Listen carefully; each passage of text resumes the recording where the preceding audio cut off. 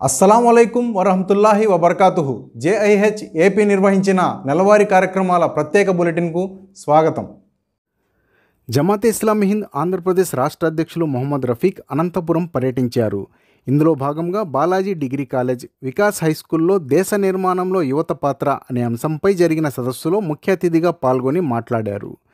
యువత వ్యక్తిత్వ వికాసం దేశ నిర్మాణంలో కీలకమని అన్నారు.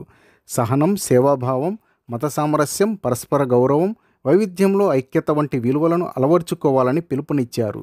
మన స్వాతంత్రాన్ని సమిష్టిగా కాపాడుతూ దేశ సేవాభావంతో వివిధ రంగాల్లో ముందుకు సాగాలని యువతను ప్రోత్సహించారు. ప్రవక్త ముహమ్మద్ సల్లల్లాహు అలైహి వసల్లం బోధనల సారాంశాన్ని తెలియజేస్తూ విశ్వానికి దేవుడు ఒక్కడేనని, మరణానంతరం జీవితం ఉందని, ప్రతి మనిషి తన కర్మలకు దైవానికి జవాబు చెప్పవలసి ఉంటుందని చెప్పారు. ఈ కార్యక్రమాన్ని స్థానిక జమాత్ నాయకులు నవాజ్ నిర్వహించగా పెద్ద సంఖ్యలో డిగ్రీ విద్యార్థులు పాల్గొన్నారు.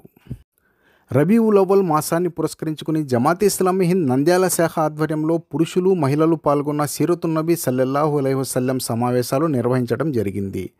జమాతే ఇస్లామీ హింద్ ఆంధ్రప్రదేశ్ సలహా మండలి సభ్యులు మౌలానా ముజాహిద్ ఖాన్ ఉమ్రీ ప్రవక్త ముహమ్మద్ సల్లల్లాహు అలైహి వసల్లం జీవిత చరిత్ర మరియు మన బాధ్యతలు అనే అంశంపై ప్రసంగించారు. ప్రవక్త నైతికత, ప్రవర్తనలోని విశిష్టతను వివరించిన ఆయన పరిశుభ్రత, పవిత్రత, క్షమ, స్నేహం, కృతజ్ఞత, వినయం, న్యాయం, దయ, శాంతి, ప్రేమ మరియు సామరస్యం ఆయన బోధనల మూల సారమని పేర్కొన్నారు. మగ్రిబ్ నమాజ్ అనంతరం ఎండికోత మసీదులో ప్రవక్త ప్రేమకు అర్హమైన విధులు అనే అంశంపై ఉపన్యసించారు. అనంతరం ఇషా తర్వాత జెండా అంబారీలో ప్రజాసభ జరిగింది. ప్రవక్త ముహమ్మద్ సల్లల్లాహు అలైహి వసల్లం పరిచయ కార్యక్రమంలో భాగంగా జమాతే ఇస్లామీ హింద్ విజయవాడ నార్త్ శాఖ ప్రెస్ మీట్ నిర్వహించింది. ఇందులో ముఖ్య అతిథిగా రాష్ట్ర మీడియా కార్యదర్శి అక్బర్ బాషా పాల్గొని మాట్లాడారు. ప్రవక్త బోధనలు మానవజాతికి మార్గదర్శక వెలుగని, హింస, అసమానతలకు పరిష్కారం ఆయన జీవితం, ఆయన సందేశంలోనే ఉందని తెలిపారు. రాష్ట్ర సలహా మండలి సభ్యులు ముజాహిద్ ఖాన్ ఉమ్రీ మీడియా ప్రతినిధులకు ప్రవక్త పరిచయం పుస్తకాన్ని అందించారు. స్థానిక అధ్యక్షులు మొహమ్మద్ జహీరుద్దీన్ మాట్లాడుతూ ఈ ప్రచారంలో భాగంగా కార్నర్ మీటింగ్లు, జుమా ఖుత్బాలు, క్విజ్ పోటీలు, పాంప్లెట్ పంపిణీ వంటి ప్రత్యేక కార్యక్రమాలు నిర్వహించనున్నట్లు తెలిపారు. అనంతరం ప్రవక్త ముహమ్మద్ సల్లల్లాహు అలైహి వసల్లం పరిచయ కార్యక్రమంలో భాగంగా ప్రత్యేక పోస్టర్ను విడుదల చేయడం జరిగింది. కార్యక్రమానికి విచ్చేసిన పత్రికా విలేకరులకు ప్రత్యేక విందు ఏర్పాటు చేయడం జరిగింది. ఈ కార్యక్రమంలో స్థానిక ఇన్ఛార్జ్ మొహమ్మద్ ఇలియాజ్, సభ్యులు అబ్దుల్ కలాం, హబీబ్, మౌలానా సత్తార్ తదితరులు పాల్గొన్నారు. విజయవాడలో సిఐఓ చిల్డ్రన్స్ ఇస్లామిక్ ఆర్గనైజేషన్ ఆధ్వర్యంలో 2 రోజుల శిక్షణా శిబిరం ఘనంగా జరిగింది. ఈ సందర్భంగా సిఐఓ జాతీయ కార్యదర్శి మొహమ్మద్ తన్వీర్ అహ్మద్ మాట్లాడుతూ ఆదర్శ సమాజం కోసం చిన్నప్పటి నుంచే పిల్లల్లో ఆదర్శ గుణాలు, నైతిక విలువలు పెంపొందించాలని అన్నారు. పిల్లల వ్యక్తిత్వ వికాసం పట్ల శ్రద్ధ చూపితే రాబోయే 20 ఏళ్లలో వారు దేశానికి ఆధార స్తంభాలవుతారని చెప్పారు.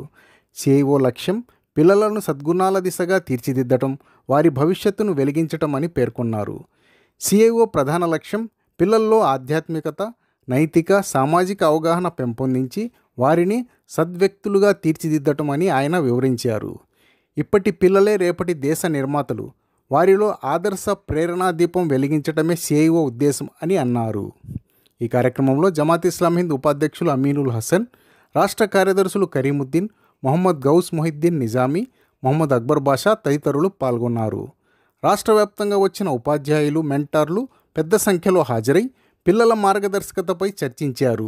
శిబిరం చివరగా ఉత్తమ మార్గదర్శకులై పాల్గొన్న వారికి సిఐఓ గుర్తింపు పత్రాలు అందజేశారు. కడప, కర్నూలులో జమాతే ఇస్లామీ హింద్ స్థానిక యూనిట్ల ఆధ్వర్యంలో నిర్వహించిన మీడియా ఓరియంటేషన్ కార్యక్రమంలో జేఐహెచ్ రాష్ట్ర కార్యదర్శి మొహమ్మద్ అక్బర్ బాషా, రాష్ట్ర media cell member Syed Ibrahim పాల్గొన్నారు.